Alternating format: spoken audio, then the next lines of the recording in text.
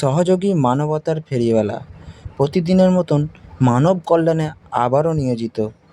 আজকে আমরা চলে গিয়েছিলাম উত্তর ভাটোরার এক দুস্থ বাড়িতে। যে পেশেন্ট প্রেগনেন্ট, তার ডেট পেরিয়ে যাচ্ছিল, পয়সার অভাবে ডেলিভারি করাতে পারছিল না।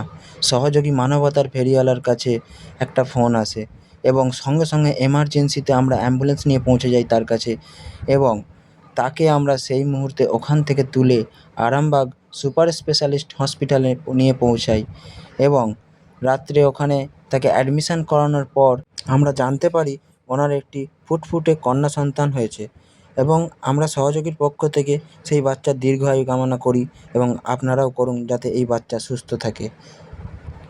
তোমাদের ধন্যবাদ জানাই, তোমাদের ধন্যবাদ জানাই, তোমাদের বিশাল ভালো। আজকে তো ফোন করতে আজকে আমাদের মন হয়ে গেছে, বলি মায়ের বেলায় হ্যাঁ, খুব ভালো।